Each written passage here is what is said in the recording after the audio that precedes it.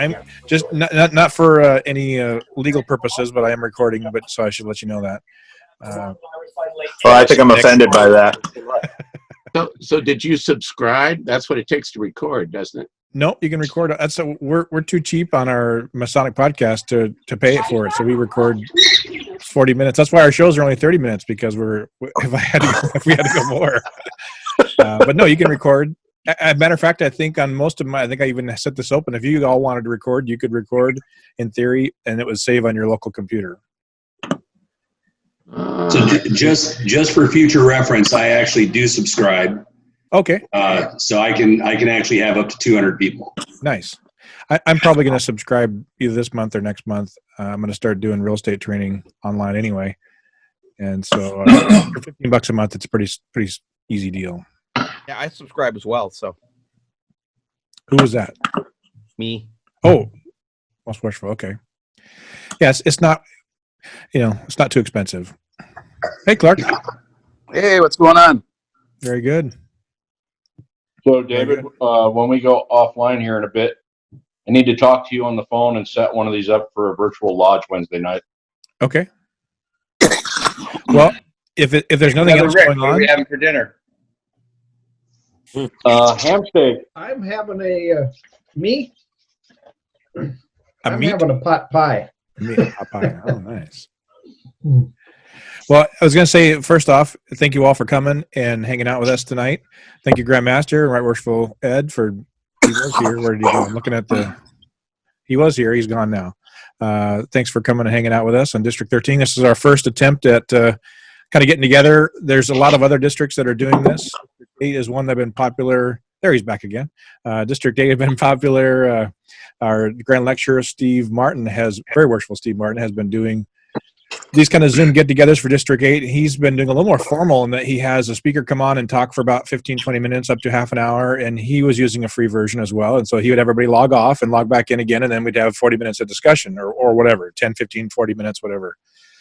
So it's been kind of fun. And he records them and then puts them up on there. He put together a YouTube channel and for himself for District 8, and he has them out there on for posterity if people want to see them and listen to them. But anybody's welcome. They're open. If you ever want to know about that, let me know and I could get you the information. So this is, well, hello, Jay. So this is our first attempt at a district one. We've done, I know lodges have done them. Frank S. Lands, I know, is doing one. Verity's doing one, as I understand. King Solomon just did one tonight. We did one for Sons of Hiram. Any other lodges out there that are doing Zoom Yeah, meetings? Crescent. I'm going to put one together Wednesday. Okay. We're going to do Temple Board next week. Yeah, we did our Temple Board as well. Yeah. So good. So it sounds like we even had, where is he? On my screen, he's kind of in the middle, just below me, like Hollywood Squares. Grizzly Adams from downtown Auburn here with the fisherman's hat on. Daniel Moss. We've got Daniel Moss on here. So if we can get Daniel Moss online so we can look at his face, I think we can get just about anybody online. So if you have folks that want to, No, too close. if you have folks that are on the fringe of technology, I know even though Dan won't tweet with me, he will get online. And I've been helping a whole bunch of people get onto Zoom. So if you want to give me a call, I'll do that too. Well, since you're already speaking, Very Worshipful, would you like to give us a quick 5 minutes or so about what's happening and not happening or whatever? Absolutely nothing's happening right now. Except I'm very bored, and if I don't keep this about the level of my heart, it hurts. So, What did you do, Todd? Oh, I broke my thumb fairly substantially. So we're doing the fellowcraft degree? This would really help for that because it's solid concrete here. So would you like to enlighten us a bit as to what you did? Well, I've been having back problems. So I decided before I went in for the procedure that they wanted to know whether it helped. So I was going out and walking around the track. And I haven't had good balance recently, and I sort of got ahead of myself, and down I went. Just recently? About 14 days ago. What did you break, your wrist or what? I did a spiral fracture of the bones in my thumb, and there's a chunk wandering around down in here. Wow. Yeah. Huh? It's amazing how many things you can't do with only one hand. Won't be able to do it. You could try. So did it take your mind off of your back? Actually, he kept asking me to score the back pain, and I was going, well, you know, most of it's right here. We're going to have to watch out for you and Chris Kaufman. Yeah. Yeah, this was not fun. Well, get well. Well, I did learn how to dictate on Microsoft Word and managed to get the dictation into emails. No punctuation whatsoever, but at least I'm getting words out because I can't finger type. Not fun. Wish you a speedy recovery. Thank you. So, as far as District 13 is concerned, we seem to be pushing along pretty well. And I am a little concerned about one or two lodges in their Temple Board area as far as cash flow, but I'm sure we'll work that out once things get back to normal again. Wow. So that's about all I have to say. Oh, one other thing, as far as the ritual competition. Tom, you're over here, right? That's you I see there, Tom. Oh, you have. They're all different. Okay. Steve Martin has requested that the competitors film the closing charge and send it to him. Okay. I did see a little bit of that. Yeah, I was going to forward that on, and possibly we'll put a some sort of loop together and make it available. Unfortunately, we won't be doing the competition, but hey, we got far enough. Okay. Maybe we all get to sit at the Grandmaster's table, all of our competitors, because we didn't finally get it back down to just one. That's going to be a big table. Yeah. No, but it was fun. It went well this year in District 13. I'm very pleased with how it went. Bless you. Plus, we'll have an opportunity to use some creative license when we film our closing charge, maybe. A little bit of the idea I sent to Steve was that we could either do something like this, a Hollywood Squares kind of thing, where we're all saying they're all saying at the same time, or we could cut from one to the next and have them, everybody say a few sentences or a few words and have it go through. Not exactly sure, but Steve's been having some fun with learning technology up there and learning some video editing things, and myself as well. So it's been kind of fun. I think it makes a good closing for the participants so that there's actually something left over from the work they put into it. So Bill, hopefully you heard that. We got to get you on. We got to get you on record with the closing charge. Okay. But there's And Tom, always you can something help about- round all that up. Yes, sir. We gained a lot from the ritual that we learned, during the competition. So even if there's nothing left over, we have that. So Yeah, you learned a lot of what we didn't know. it was a good exercise. It was very good exercise. Well, I'm very pleased because District 13 went from 0 competitors up to quite a handful this year. So it's good.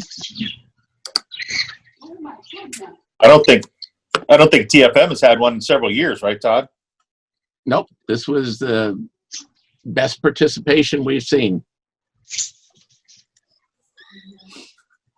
I don't know if Zane had any during his year, but certainly last year when I asked, got no participants at all. So who ended up winning the District 13 Senior Wardens competition? This year was Bill Stefani, Bill Stefani, and what lodge is he from? King Solomon. King Solomon. This guy right there. This guy. Which Oh, guy? there you are. Oh, down there. Really cool. It should have pinned him as the main window. Hopefully everybody sees him. Well, if he says something, we'll see him. Bill, say something. Yep, I'm here. Okay, there you go. It was a blast. I had a great time. Yeah, we had fun with it too. So I think it worked very well. We had good judges and really good ritual. Well, mediocre judges anyway. Well, They were great in my eyes, let me tell you. Sounds like Todd. some self-assessment going on. Todd, who won your team competition? who won our team competition? Rick? Yeah, who won Well, the it team was Verity. competition, Todd? It was Verity, of course. Yeah, Verity won the team competition.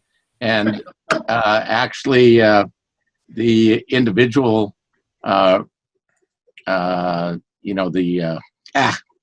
those two things you needed to say was George Franco. The apron lecture and the In G the lecture. G lecture. Yeah, George Franco did that. I think he had 3 words he missed in One. the whole thing. Yeah, One. George doesn't miss more than Was it one one? word. One. Okay. Come on now. Just one word off. Todd, could you share with me who made up? And I think that was a typo, by the way, Tom. Probably. Grandmaster. Yeah, could you share with me who made up the 3-man team? Yeah, I'll send those to you.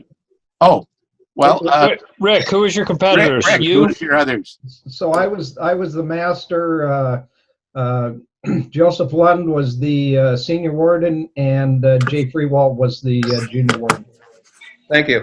And for the traditional senior wardens competition, we had Wayne Mandeville, who's in the square over here. And who was the other senior warden? I forgot. Bill Stefani. Bill Stefani Oh, at the Bill. bottom. Yeah, there we go. You know, the guy that won. Yeah, That's right. I'm getting there. You know, I'm getting old. Well, congratulations to all of you. Getting? Well done. Thank you. I'm clearly within the high risk category now. Brain failing. Those are the territory, Todd.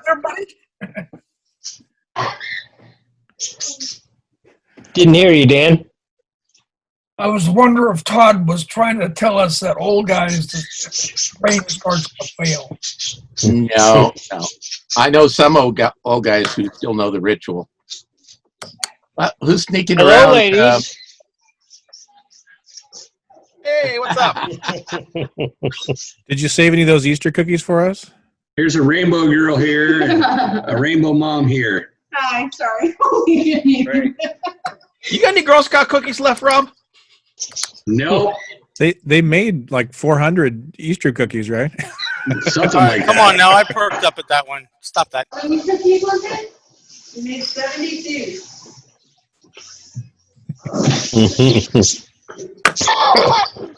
Too bad I'm not a neighbor. Well, all right. So I think we got the competition stuff out of the way. And wasn't there another announcement? I thought there was. Oh, the team information just came out. If you're part of the Grandmasters team this year, you should have got an email, and so that has been sent out.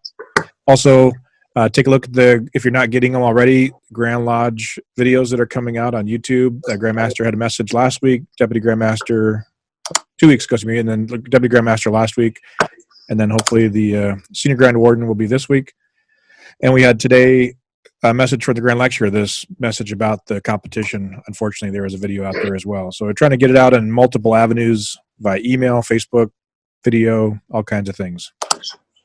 So tonight I was going to not ask you to sit around for 20 or 30 minutes and listen to lecture, but our worship master has been doing some pretty cool things in Lodge and his messages that have been coming out, and he's also publishing them. If you're a member of the Scottish Rite, he's also been publishing them in the Tacoma Valley Scottish Rite, the trowel, that means the trestle board, basically. And so I asked him to kind of talk with us for a few minutes, 5-10 minutes, about the message that he had this last month in April.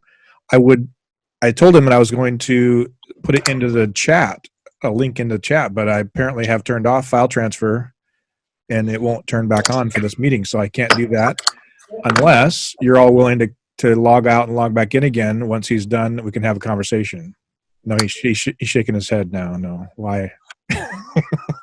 That might be pushing your luck. So I will say it's quite seamless. You log out and log back in, click the same link, and you're back in with the password. And so if you would, there's a Cowan eavesdropper there from Thornton F. McElroy. He's got his audio turned off, but all right. So Worshmaster, what I'm actually going to do is go ahead and I'm going to mute everybody just for a second, and then I will unmute Worship Brother Jon Davenport. I'm going to mute all. And you technically can unmute yourself, but for now you're all muted. So if you have something you want to say, just raise your hand, or there's actually a raise hand feature. If you click on the participants window at the bottom, there's a raise hand feature, or you can just wave at me and I'll unmute you. But once we go back into discussion, I will unmute. So go ahead, Worshipmaster Jon, if you wouldn't mind. Okay, so that's interesting. It just asked me if I wanted to report you for being abusive for muting me. Except you unmuted me, so I'll just read this to you guys because it encapsulates my thoughts and we can talk about it. But I would like to offer a new take on the phrase smoke and mirrors. Stemming from the days of early stage magicians, it evolved from an initially dismissive statement about magic into a cliche about things embellished or too good to be true. Additionally, it simultaneously described the obscuring of the truth and the redirecting of the observer's view to focus away from where the magic was happening, the crux of deception, if you will. Magical confusion is not the origin of smoke, however, nor were mirrors the first places for reflection. Smoke was always the indicator of fire and heat, most obviously seen at the beginning and the end, and those same fire and heat sources also provided light, a temporary and smaller version of daylight, lesser suns, if you will, but able to provide warmth, cooked food, and even merriment in the hours of darkness and winter seasons. And this is akin to the mystique that surrounds the making of a mason. The actions taken in the lodge are shrouded from public view, but though a smoke screen of sorts, the privacy of that brotherhood is no different than the privacy every family enjoys in their home. Magic acts and carnivals used mirrors to confuse and amuse. Originally used to propagate sunlight into dark places, mirrors were not first designed for clarity. A still sunlit pond could better show us how we truly appear. Over time, we learned to polish even the inner side of a warrior's shield to a fine resolution reflection, and it often revealed what both allies and foes alike would see at his approach. And just like the slightly concave or convex mirrors of the carnival, neither the pond nor the shield reverse truly reflected our inner selves. Freemasonry borders on the schizophrenic in its use of the two. The private interactions of the brothers, like Brother Pike's description of smoke having no definite form in Morals and Dogma, while the public actions of the lodges are beacons of light to the world. This relationship is made the most clear in the Scottish Rite degrees of the consistory. Indeed, we have a duty to inquire into our own motives in the Bridge to Light, to ensure that we do not mistake form for substance. This introspection or self-judgment ultimately prepares us for the final judgment, the weighing on the divine scales of the actions of our lives. And while it may be the last assessment of our uses of these mortal coils, it will assuredly not be the first. In order to truly be benevolent protectors, true guardians of good, we are instructed upon entrance to the consistory to learn to be a good judge. As justice is the fundamental law of the moral universe, in Morals and Dogma, judgment must therefore be an apex task for those who wish to improve the lot of mankind. We are shown that to be judged with objective, subjective, and trending standards and receive a positive endorsement requires prior self-judgment, demands previous self-reflection. Here, the true mirror demonstrates its worth. This requirement is dual. We must both be good at judging and being able to judge what is good. That combination is why our introspection is so crucial, why the mirror we use must be true.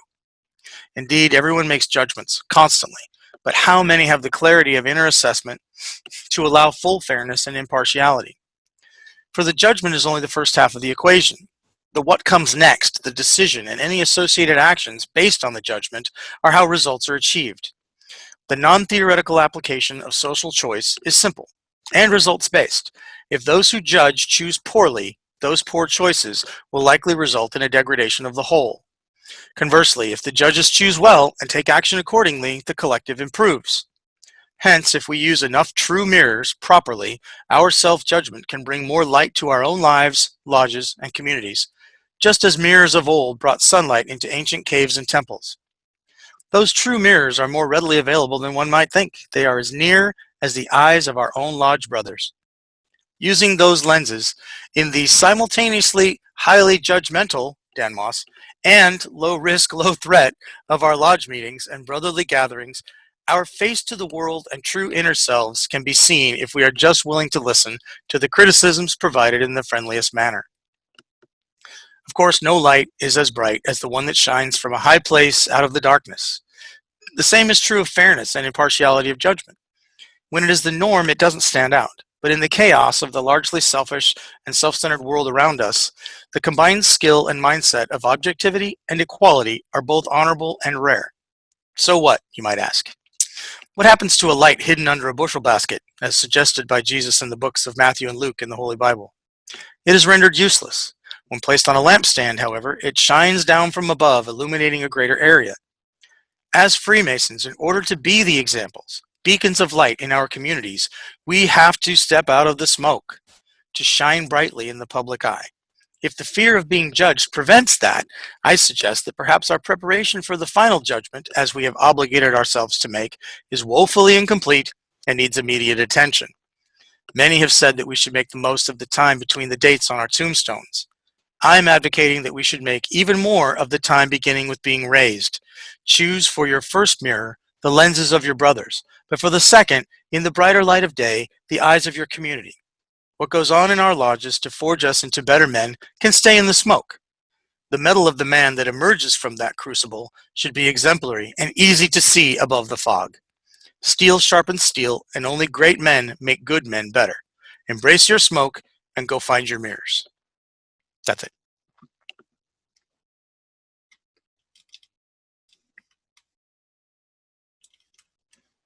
Very nice, Worshipful Master. Everybody that's Nice. wants to be Thank you, unmuted Worshipful is Master. unmuted. If you've muted yourself, you are not able to talk. Excellent.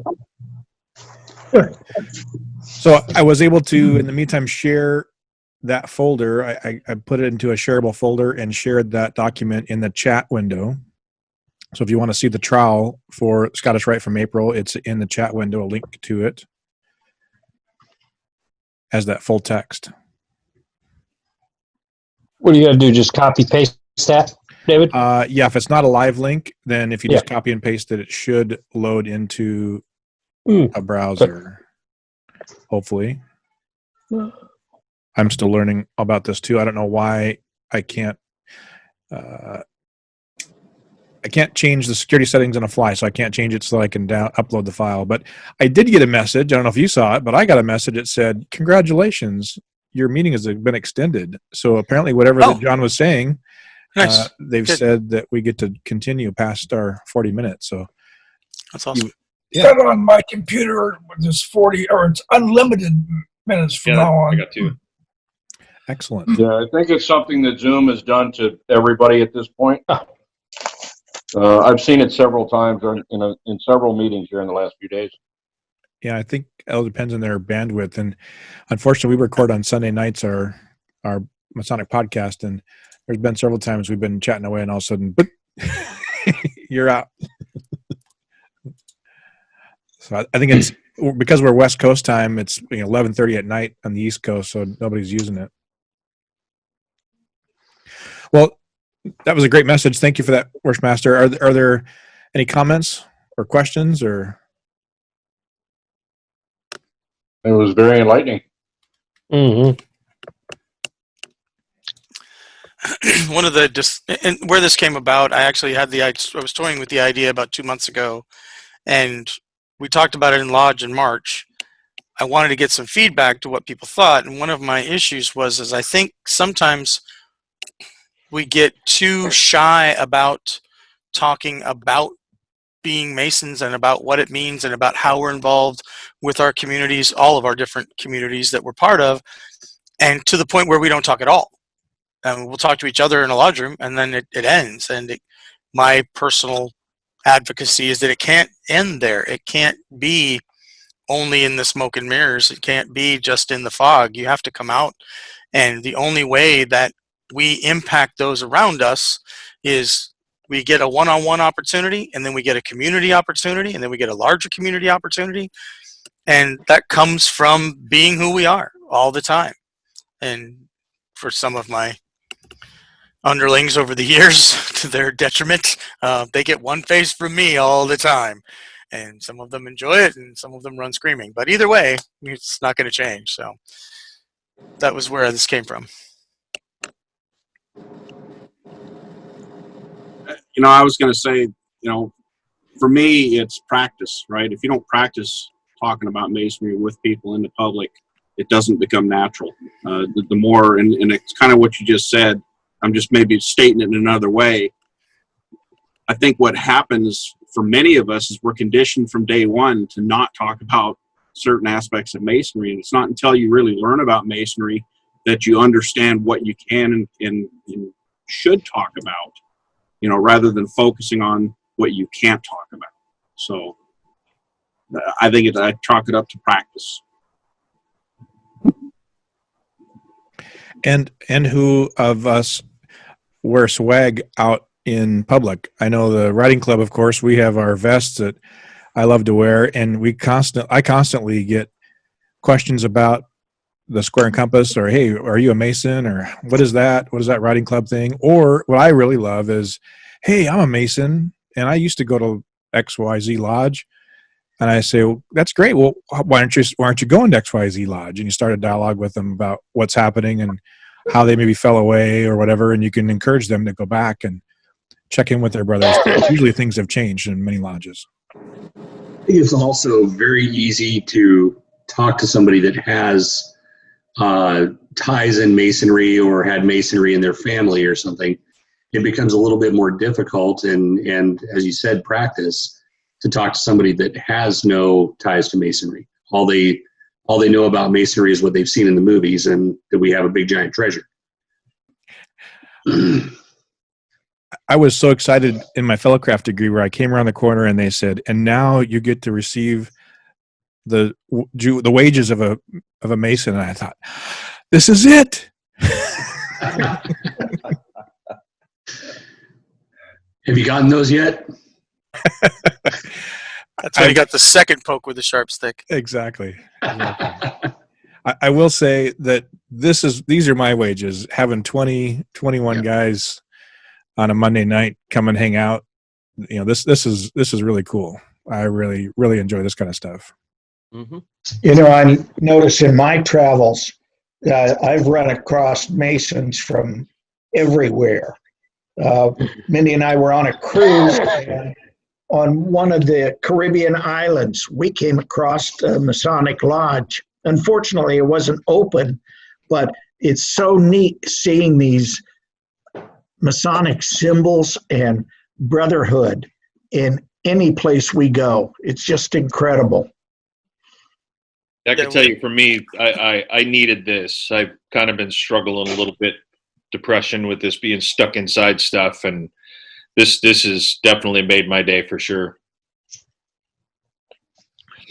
When we were in Czechia visiting Josh, the lodge that is there's actually an English lodge in Prague that I got a hold of, and they said, hey, what can you do? Well, here's when we're going to be here. Well, their stated meeting was going to be literally the day after we left. So instead, they sent me a list of things to go look for. So where are you going to go? And I said, well, I'm going to go to Kutná, I'm going to go to Berlin, I'm going to be in Prague, I'm going to be, go by the Charles Bridge. And they sent me a bunch of places to go and look for things that are actually on the stuff that's on the buildings, on Charles Bridge, that shows that it was built by Masons. And the Freemasonic Pub Club in downtown Prague, which was cool. We went in, and I have a picture looking down the stairwell. It's an open stairwell, goes into the basement that they still use, but you can see 6 different generations of stonemasonry styles going down this stairwell, and thinking, okay, those are probably 100 to 200 years apart each. So that was a lot of fun to actually have a bunch of things to go look at, while we were looking at other touristy things. Yeah, for sure. I just last July, or just excuse me, in January, I had to go to a funeral for my uncle, and I got in pretty late, and I thought, I didn't get a chance when I was here with my family to do any kind of Masonic dropping, so to speak, to see, drop-ins and visit anybody. And so I just pulled up Google Maps and I said Masonic Lodge and tried to find anything close. And I thought, it's 9 o'clock at night or 8, they'd all be closed, I figured. And I found one, pulled up in front, looked like all the lights were off. And I thought, I'll take a picture of myself, a little selfie, and then went up to the door just to see, and I could kind of look in. I thought I saw a light downstairs. I thought, no way, somebody could be here.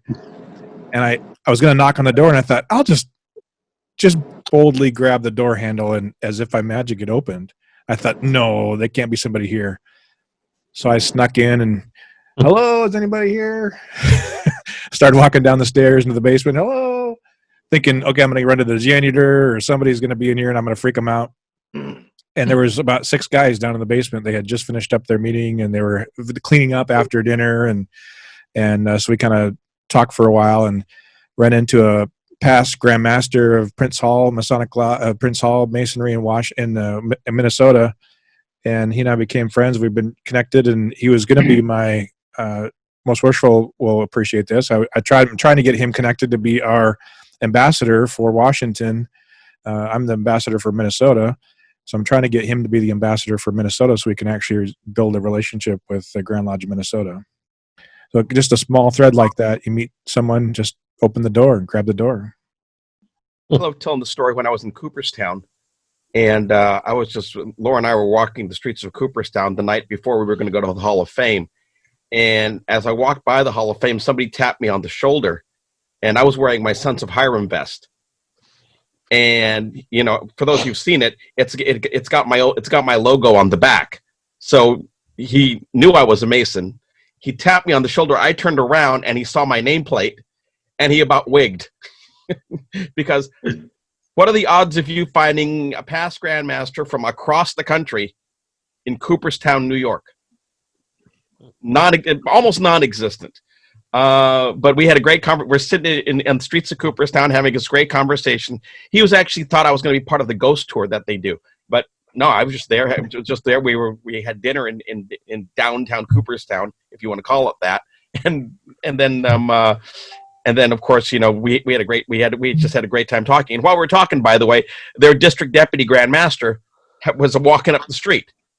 So of what they call the Leatherneck district. That's what they call it now. And we had a great conversation with our wives there, and it was kind of fun. The following day, by the way, I did get to tour Cooperstown, and the executive vice president in charge of collections is a Mason. He sits on the library board of directors, and so he was my tour guide. Oh, cool. So the cool part was we went in after we shook hands and the whole bit. He said, "Okay, let's take the elevator," and then he pushes going down. So I got a private archive tour, all because I'm a Mason. Yeah, kind of a cool thing. So if you find yourself wear your stuff. You never know who's going to tap you on the shoulder. You never know who you'll freak out, and you'll never know what kind of privileges you get. Donna, your face is popping up here. You got to tell your. Surely you met some Masons on the various honor flights you went on. Oh, I met several of them, most of them from Washington. I got to tell you, I was on a Caribbean cruise, and Mindy and I went to have breakfast one morning, and here's a young man sitting there, has his T-shirt on with the square and compasses on it, and so I go up to him and shake his hand and that sort of thing, and I asked him where his lodge was, and he says, "Well, it's in Louisiana." And I said, "Well, what's the name of your lodge?" "King Solomon." And, well, what number is it? He says, "King Solomon 60. And I said, "Well, I belong to King Solomon 60 in Washington." And he was one of the entertainers that was on the ship. And so we went down and watched him play that night. But you run into Masons anywhere and everywhere. Now, I was fortunate enough with Most Worshipful Jim to be part of at the time, the Military Recognition Committee. And we put together the Puget Sound Honor Flight, the original, what do you want to call it, Jim? Support of Puget Sound Honor Flight. I went on one, and the very first person I took was Worshipful Brother Bill Davis, who's 95, 96 now. And good old Bill, he'd never been to Washington, D.C., so it was really pretty cool for me to take him and be his escort. So we did the honor flight and came home, and he was so pleased about that. But the one brother that really excited me was Don Murray, Worshipful Brother Don Murray. He did not want to go. He was so afraid that it would bring back bad memories of his Korean War experience and so on and so forth.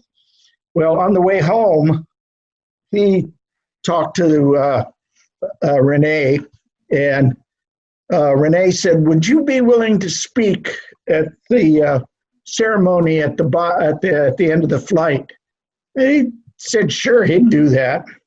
So when we got back, he thanked me very much for being his escort, because he wasn't going to go unless I was his escort, and I really didn't want to go a second time. And I tell you, it's such a pleasure to take these veterans back. I'm too old to be an escort now. But you were an attendee recently. Yeah, my wife's grandson is a political science major and wants to get into politics and that sort of thing. And so I says, hey, okay, I'll go back and Andrew can be my escort. And the kid, I tried to shake him a few times, but he did his job. He kept his eye on me and where I was supposed to be and that sort of thing. But it was a real pleasure going back. And I got to tell you, I picked up some coins that were there from Navy Corpsman coins, some Vietnam coins, and I picked up a Korean War coin and gave that to Don Murray. I haven't been, and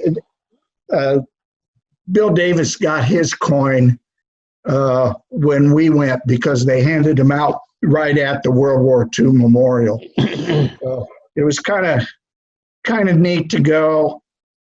I'd go as an escort again, but I'm too old. They have a age requirement, and I was too old when I took Don Murray back, but they let me go, I guess, since they knew me. Speaking of Don, do we know how he's doing? Has anybody heard lately? Yeah, I get updates every time Sheila takes him to the doctor, and he's doing fine. He's hanging in there. He's doing his chemo like he's supposed to, but they're both getting bored staying home too and having to wait forever to get into the hospital to do his chemo, because they check him 3 or 4 times at each station, and all of that sort of stuff. But he's doing good. I haven't talked to him, but I'll probably give him a call in the next day or two. And Helen and I are checking in on them on a very regular basis. Great, Bob. Very nice. So he's got lots of people checking on him. That's great. I know I've been calling a lot of people from Thornton F. McElroy to check on them, and especially Bill Vidunas, the secretary. That poor guy. He's recently had some surgery too, and he keeps complaining and saying, I'm doing okay, but it hurts. So, but I keep calling Bill. I've called Dan to check on him, and I found out that other people were calling him. So it's really kind of neat. I even called to check on Todd the other day with his busted thumb. I need technical expertise. Yeah, right. He's learning to type left-handed now. Actually, I'm learning to speak, not do any typing. So I think all of us are definitely checking in on our elder statesmen and their wives. I'm going to make the suggestion to this group here that you don't forget your prospective Masons, the ones that showed interest just before all of this happened. We're including them at Verity on our Zoom meetings, because they'll see the brotherhood that we have. This group here, all supporting each other, and we're including them in our talks and discussions, so that they know that we do care about them, even if they just showed interest. Well, I've also been busy with Luz Viminda, and John Redmond will tell me he's been busy, very busy with them also. They had a virtual meeting the other night where we had 14 or 15 brothers there doing their job. Rob, that's a good point, Rob. This event is absolutely open. There's no esoteric work. There's any discussion that might come up is completely open and conversation. So we'd be happy to have any inquirers potentially come, and I think it can have 100 participants. I'd love to max out this channel. If we maxed out, I would absolutely upgrade the $15 to make sure we have, or switch it to my account or something, your account or whatever. So we could figure it out. I just received two new potential candidates from Clayton today, and I'm about to call them. So possibly we can think of some way we can gather up some of these candidates that are somewhere held in abeyance, because I know some were delivered to the lodges just before we closed down. So probably they haven't had a chance to get much contact. We've got 3 at Verity that are attending our meetings regularly, correct, Rick? Todd, the ones you got from Clayton, did he happen to tell you if they came through the program we signed up for? They came through something different, so that must be what you signed up for. And they came in a different format. So, yeah, I think they're with whatever the new thing is. What we did is we signed up for a program that has to do with not just a man, but a Mason, where the 2 Scottish Rite jurisdictions are on board, along with the Shriners, because they've come to realize they won't exist without us. And so they're doing everything, to support us. We just had to sign up for it, and I bought in immediately after listening to what they had to say, and should be a great thing. Excellent. But here's a question I'd like to propose to all of you. I'd like your feedback on it. An individual said to me, we have a lot of senior members out there that don't drive at night. That's why they don't come to lodge. And some of them are just too old to travel. And they wondered if it would be possible to attend lodge using Zoom after it had been officially opened, where they would be invited in. We'd have to get you'd have to get a projector and a camera and so on, so they could see us and we could see him, or as many as there might be. But they wouldn't be there for the official opening. They wouldn't be there for the official closing, but they could be there for business, announcements, and so on. So I'd like to ask you guys, what would you think about that? Do we interpret that as permission? No. I'm asking a question. I think it's a great idea. I've asked that question a number of times. I say we beg forgiveness. Yeah. But no, never beg about it. I like it. Or would this just allow too many members to say, hey, I don't want to go to lodge, so I'm just going to Zoom in instead? Most worshipful, it might be a good idea to choose a test lodge that just got a 150-inch screen projector, and give them an opportunity to try it. So if you like the idea, if you poke your computer or screen or whatever, there's a reactions button. You can give a thumbs up if you like the idea. Look at that, Grandmaster. Can you see all the thumbs up? Okay. I think we've got it. Put a thumbs up there. 3, 4, 5. In the Let me get mine reactions up there. Hang on now. off to the right, there's a reactions. You can clap or you can give a thumbs up. Look at that. it does go away after a few seconds, but Yeah, there's mine. so Yeah, Grandmaster, looks if like we you've were- got an overwhelming thumbs up. So next question I would say is, would we then be opening it and making it too easy for men to not just come to lodge because they know they can join in on Zoom? I think maybe a quarterly addressing that issue. So it's like a tease. They get, a chance to drop in on the lodge, and then also at the same time get people who will volunteer to physically bring them there at night. We've offered a number of times to bring people at night, and they just won't do it. But I put it in my message of the trestle board every month that you just call somebody if you want to ride. yeah. I think there'll need to be a commitment there, because the same gentleman that may not be able to drive might also not have the technical savvy to do that. So we might have to, put together a small team that would be willing to go get them set up to do something like this. Well, there are a number of people in District 13, and Lionel Lomax is a new Mason, Master Mason.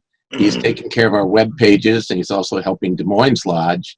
And he is very good at getting people on board and going in. Of course, I'll always help too. I'd be willing to help. I don't want to say that. Would too many members abuse it? I don't know if abuse is the right word, but I don't want to say that there's the propensity for, in my limited experience as a Mason, for stubbornness from the group to ask for help of any kind. So if you do have some people that aren't able, I can see you pointing, knock it off. I'm just saying. I'm pointing at the bearded wonder. Well, on my screen he's over here, but that's Remember, not everybody's in the same place on every screen. Right, and I think that we do a lot of that to begin with, but I also think that what Rob was saying is apropos. You may have to actually go into their house and set it up for them, if they're not technically savvy, to make it work, and that's okay. I mean, most of it's pretty simple as long as they have a machine and connectivity, and some of them don't. When we were doing our phone calls, we have people all over the country because they're snowbirds or they've moved or whatever, but they're still members in our lodge. And one particular gentleman, I was calling him, and his wife answered the phone. He's driving down the freeway in Arizona. Then she's telling me, "Oh, we're doing fine. We're all good. How are you?" They were very pleasant and talking on the phone, but these are the same people that dang sure would not have gone and got on a computer to come do a video chat with me. So I don't know that he would have participated necessarily in the lodge either.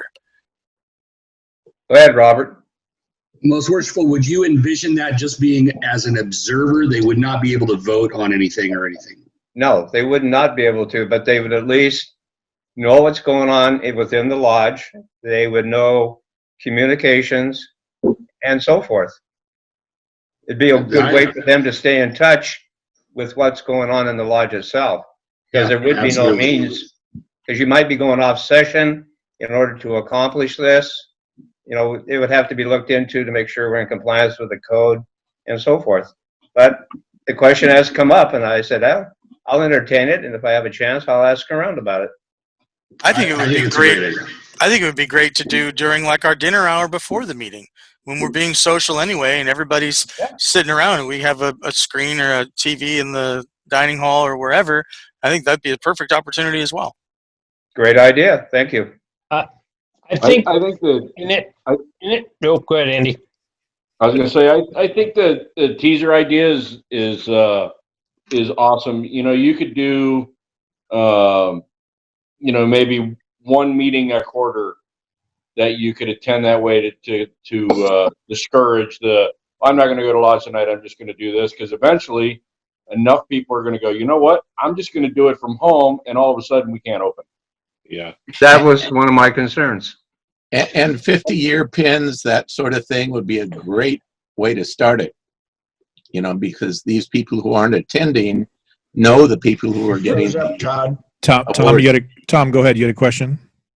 I was just going to say, I think there will be a little bit of abuse, but I also believe that the few members that will abuse this, are they going to show up anyway?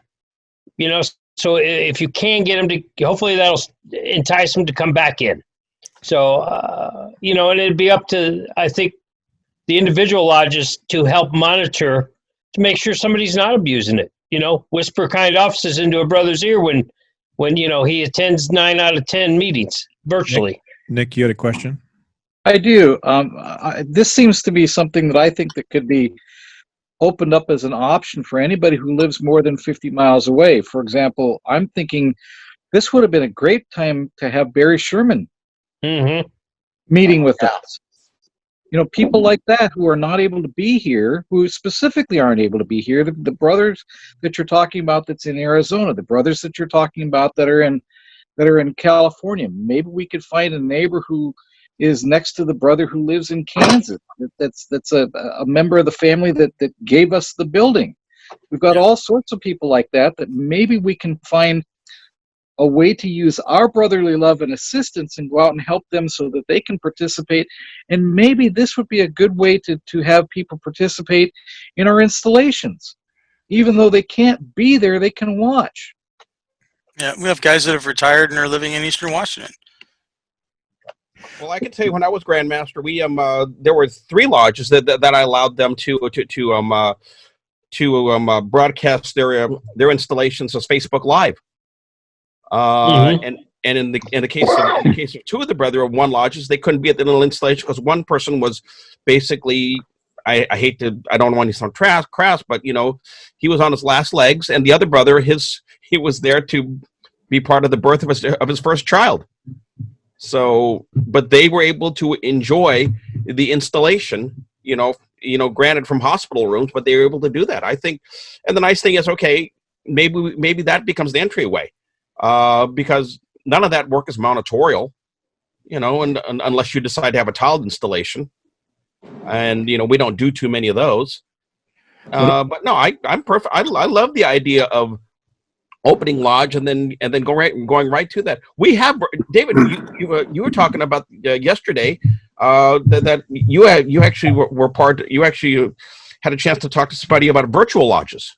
Yeah, there's actually 2 that we know of, 2 virtual lodges in the world. One out of Australia, and another one I think is based in Canada, and they do full ritual work. I don't know where they're chartered from, but one of our members.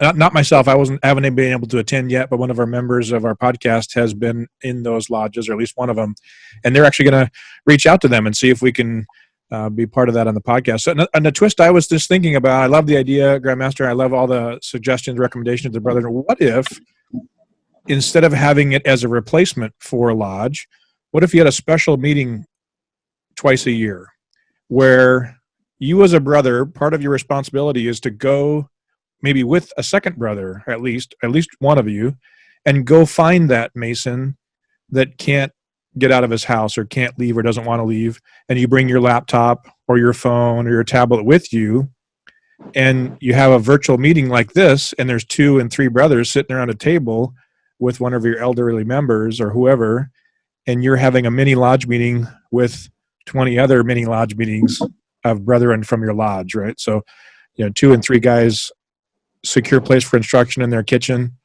You could have a little table lodge or something, have a little something to eat, have a little something to drink, and have some fellowship. But then you could also get together, because you're right, they're probably not going to know how to turn that tablet on or turn the laptop on or do whatever.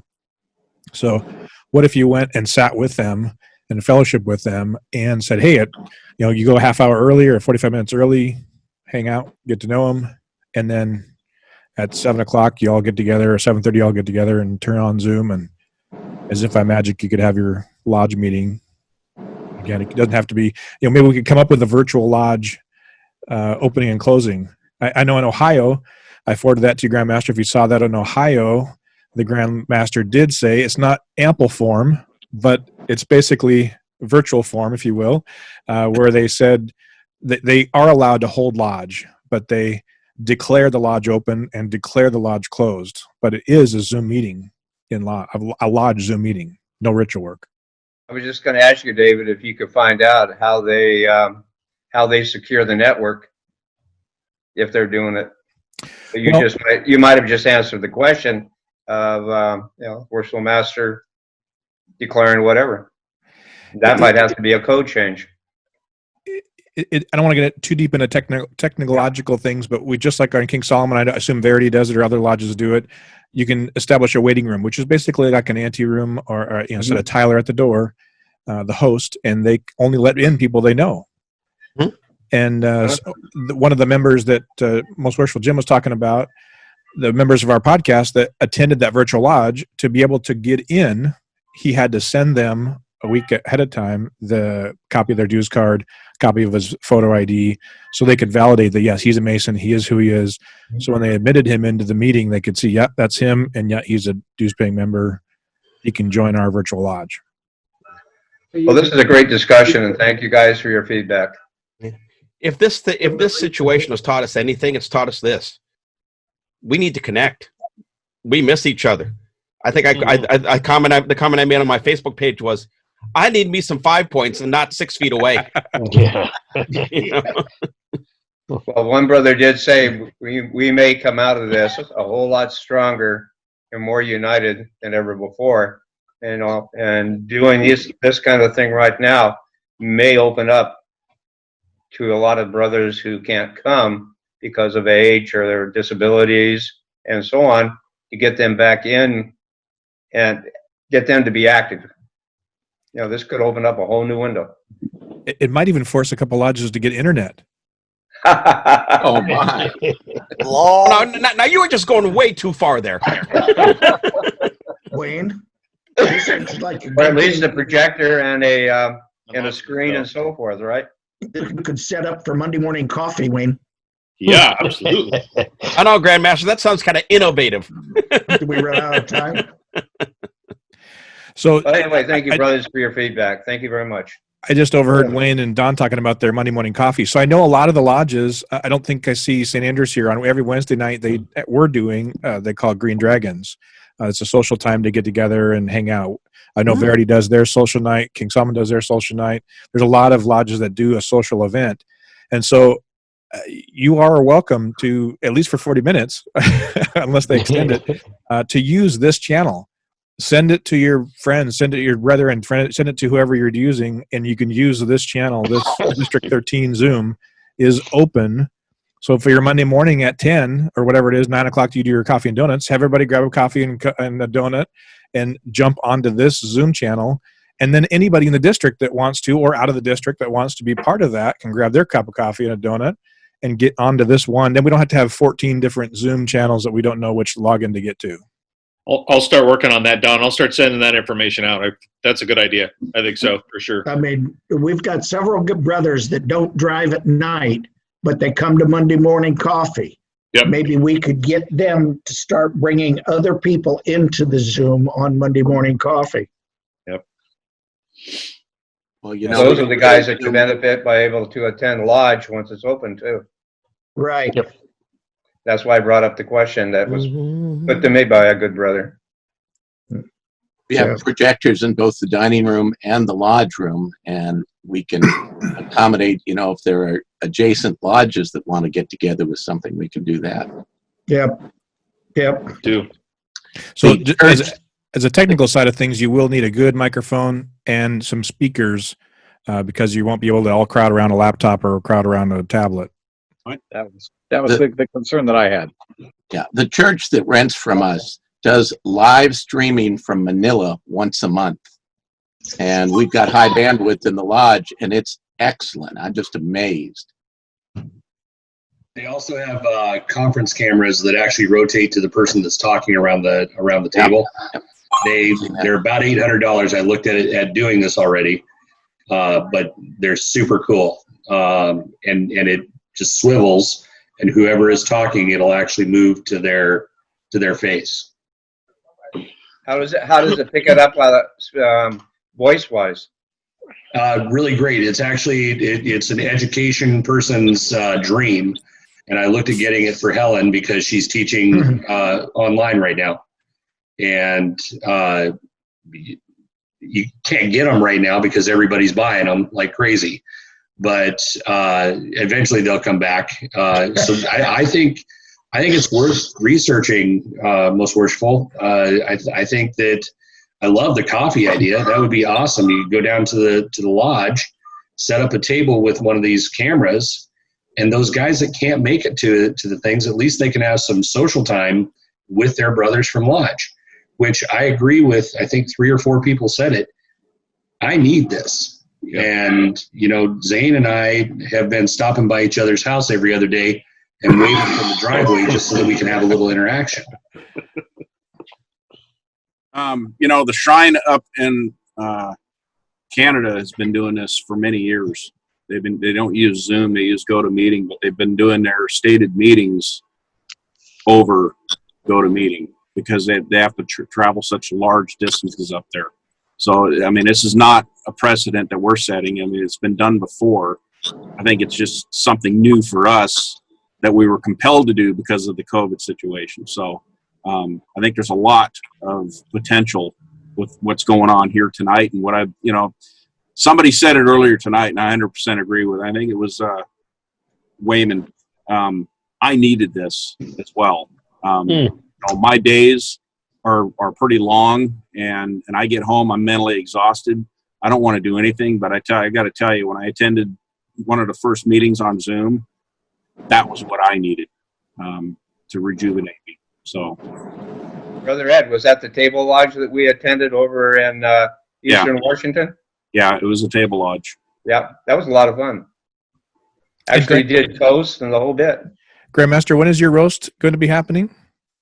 Say what? When is your roast? We're gonna have a virtual roast, brethren. I forgot. That's a great segue. Normally the Grandmaster's roast occurs in person in District 2, right? But this year, Very Worshipful Foley is going to do a virtual roast of the Grandmaster, and so I'm sure that information will be widely distributed, and he'll absolutely need to upgrade his Zoom account so we get 1,000 members. Will the we are making Grandmaster history be there? That is for sure. We're making history. Hopefully, I don't have a power failure or my laptop doesn't go. Is that what you're going to call a Grandmaster? Say what, Brother Jim? Is that what you're going to call it? Huh? You're going to call it a power failure? Okay. Purely accidental. It wouldn't work very well because I have a generator to power the house when the power goes out, anyways. As long as you don't see his hand go like this. It would be a this. laptop failure. So the virtual roast is going to take place on May 7th at 7 p.m. You're all invited. Get hold of Larry Foley or Very May Worshipful 7th. Steve Martin. Should be a lot of fun.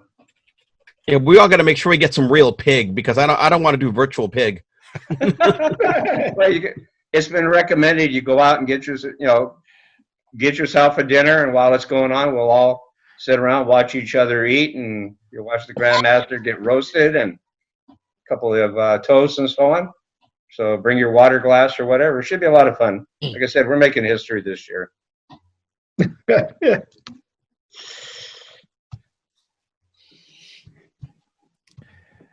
Don, you were lit up like you wanted to talk. No, not me. I've said enough already. So we've had a few stalkers here, Brian and Clark and Bill and who else hasn't really said anything? Dan doesn't need to say anything. His presence is enough alone. But The Thornton McElroy, that's Scott Kistler. That's our senior deacon down there. well, we really appreciate you all coming out and hanging out. And I'm not trying to cut us off. I just wanted to say it. I really appreciate you hanging out. I don't know if you something that's sitting on my desk here. I had this device sitting on my desk for probably 3 or 4 months. I didn't really do anything after Christmas, and Olivier from Crescent Lodge contacted me and said, "Hey, can you know anybody that has a 3D printer?" And after we got into it, mine isn't big enough. The bed of the device isn't big enough to print the masks that some of our guys. Robin Halbert is printing some masks for local hospitals and different things. But I thought I need to learn how to use this, and so a few of you might recognize this multifaceted device. But I was able to find and no, Grandmaster, close your eyes. I didn't get permission. But I got a square and compass 20-sided die. It's about as big as my hand. It's huge, but kind of fun. Things like that are kind of fun to put together. Someone who could use that as a prop at one of his upcoming book signings. Go ahead, Rob. I also want to say, Dave, your daughters are part of Sumner Assembly, and Sumner Assembly has done an incredible job making masks. I showed Jim earlier mine. They're making masks and that's going to support that's going to Feed America. I apologize. I don't know that particular answer. I know they've been working on masks and different things, but yeah. So they're super cool. I bought them for all of my guys and all of my family. So if anybody does need masks, Sumner Assembly is the place to go. My mother-in-law's been making them too. Mindy's made them for Joby's and for past Grand Master over in Spokane and his wife until she's ran out of elastic for him. Can't find elastic anymore. I was just going to say that Todd's been making them, and that's exactly what she needs is elastic. So she's been just making string ties, but really could use elastic. My daughter started making them too. So I don't like elastic because they get caught underneath my glasses and rip my glasses off. So I prefer the ties. That's what I wore for 50 years. This one has the straps that go around the back of the head.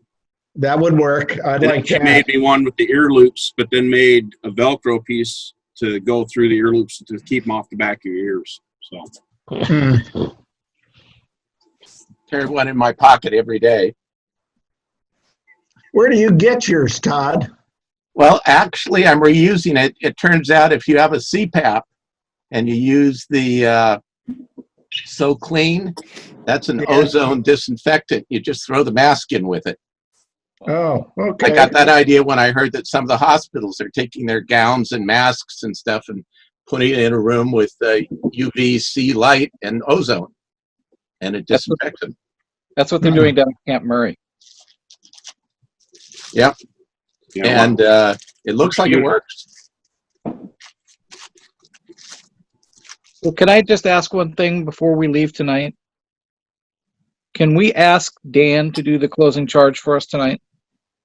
It's monitorial. Where's Dan? If Dan's willing to do that. He's up there. I see him. There he is. Yes, I will do that if you wish. I would love to hear that's one of the things I go to Lodge for, is to hear Dan do that.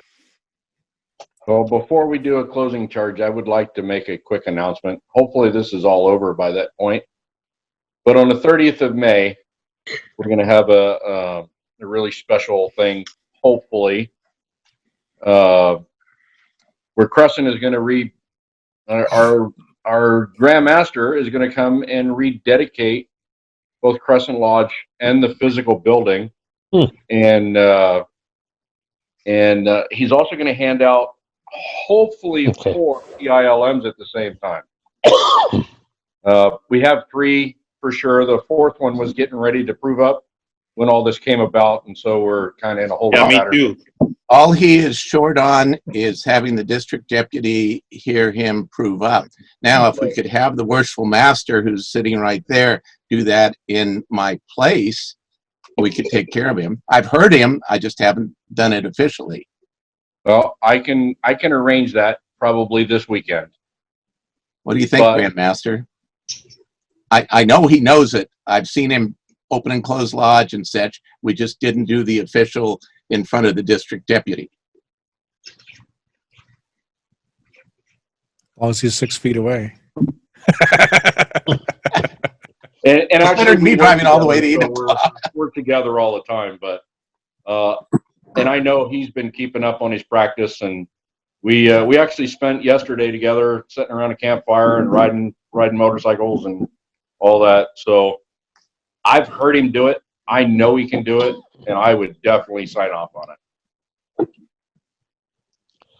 Nice mask, Worshipful Master Jonathan. Here, let me unmute you. There you go. Oh, Grandmaster, you're still muted.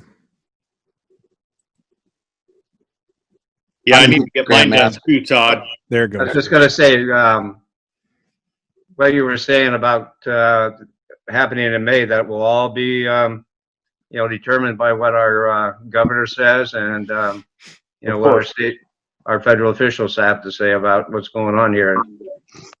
Of course.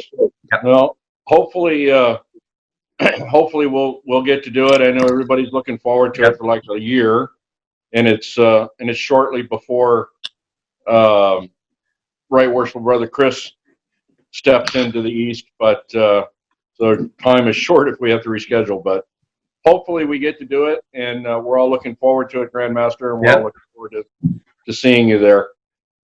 So, and should we be able to pull it off, everybody in the room here, of course, I would love to see everybody and representatives from your lodges and the brethren, and I would just love to pack Crescent Lodge for the special event. So, Right now I have Come and wave at everybody. right now I have 4 virtuals getting ready to happen. Friday we're going to do a district meeting. The following week we'll do another district meeting on a Friday, and then 2 more on Saturday, and that will take care of all the district meetings for the year. This happened in March, put a big halt to everything. What? We're just waving at Mindy. Mindy's hovering. Hi, everybody. I miss you all. Oh, there she is. Hi, Mindy. Hi, everybody.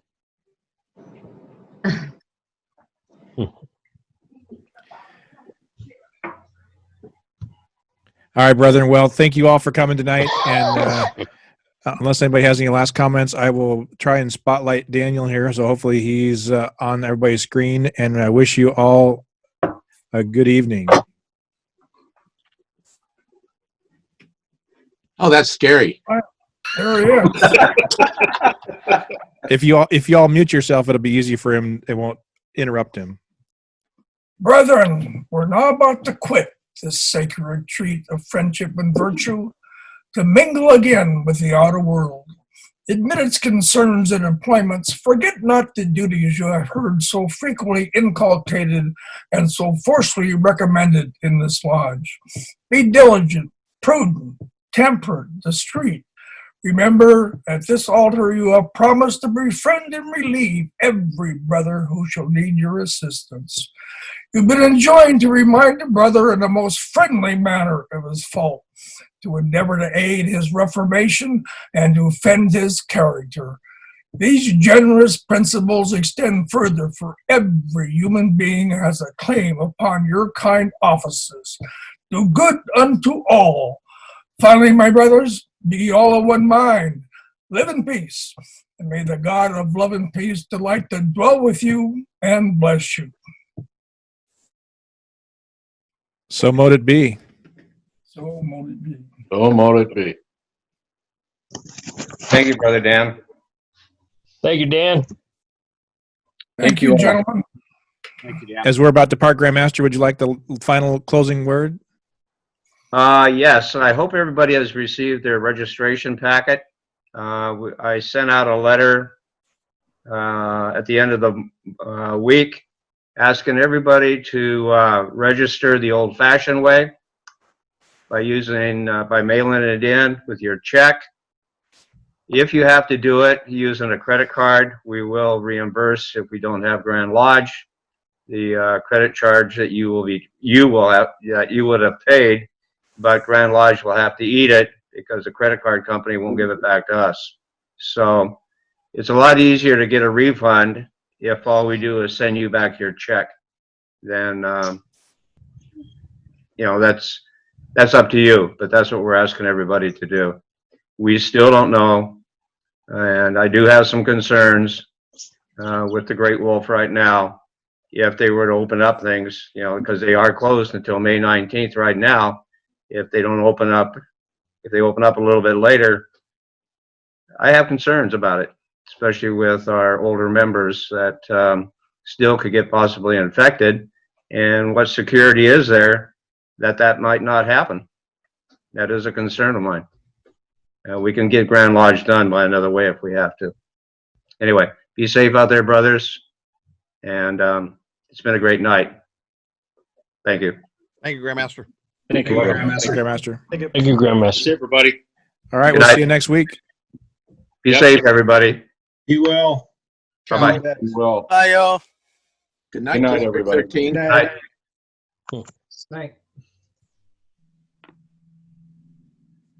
Good night, John Boy. Good night, Mary Ellen.